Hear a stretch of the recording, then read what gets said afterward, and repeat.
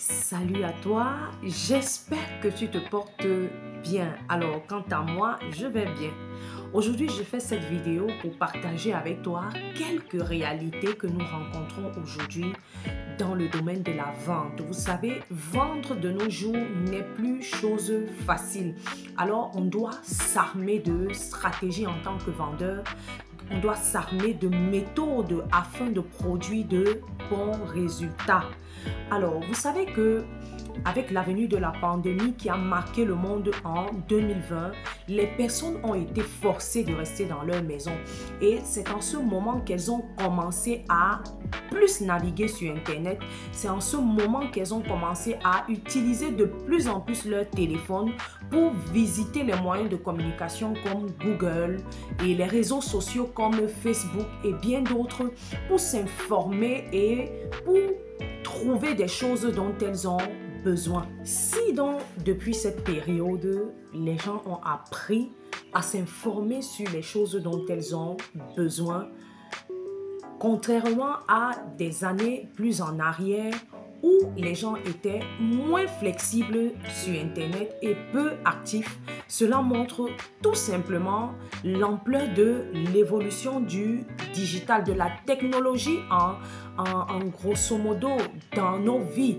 Et cela n'est pas seulement en Europe, en Amérique ou en Asie, mais aussi en Afrique. Vous devez savoir que nombreux sont ceux qui aujourd'hui s'informent un peu plus avant de passer à l'acte d'achat. Alors que par le passé, ce n'était pas le cas. Beaucoup aujourd'hui ne voient plus le vendeur comme le centre, la principale personne qui détient l'information. Parce que autrefois c'était le cas, le vendeur était vu comme celui-là qui détenait l'information. Et en ce moment, le client avait une totale confiance au vendeur. Mais malheureusement, aujourd'hui, ce n'est plus le cas. Tout le monde aujourd'hui a la possibilité de s'informer au travers des réseaux sociaux sur des choses dont elles ont besoin. Ces informations qu'elles vont recevoir peuvent être des informations juste pas profondes, mais elles obtiennent de toutes les manières la quintessence de ce dont elles ont déjà besoin avant de se retourner vers le vendeur et réfléchir si elle doit passer à l'achat ou pas. Donc, vous voyez que lorsque le client commence déjà à avoir cette posture, ça cause un manque de confiance. Le niveau de confiance baisse à l'endroit du vendeur et il doute du vendeur qui est en face de lui. Vous voyez les difficultés que nous pouvons avoir de nos jours. Vous convenez donc avec moi que, au vu de tout cela, il sera difficile pour un client de donner son argent ainsi à un vendeur.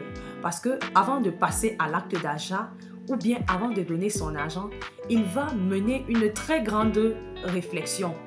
Et pourtant, nous apprenons que le marketing est une stratégie de vente qui nous permet de valoriser les bénéfices, les avantages du produit ou du service que nous vendons. Mais les difficultés sont donc que le client, de plus en plus, s'attarde sur l'aspect inconvénient qu'il veut à tout prix savoir. Et je peux vous dire que cet aspect inconvénient qu'il recherche tant cache d'autres inconvénients qu'il revient au vendeur de découvrir pour réussir à convaincre le client de passer à l'achat. Alors, cette vidéo n'est surtout pas dans le but d'effrayer qui que ce soit, mais c'est dans le but de nous aider à pousser un peu plus notre réflexion.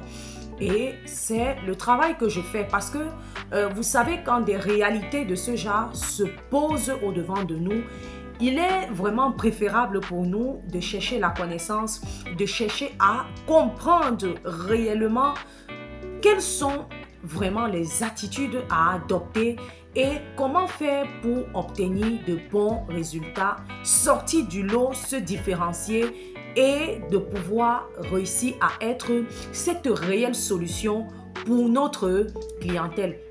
Alors, je m'arrête ici, mais ce n'est pas terminé. Je parlerai avec vous de d'autres difficultés que nous pouvons rencontrer en 2023 dans une prochaine vidéo. Alors, je vous dis à très prochainement. Stay tuned.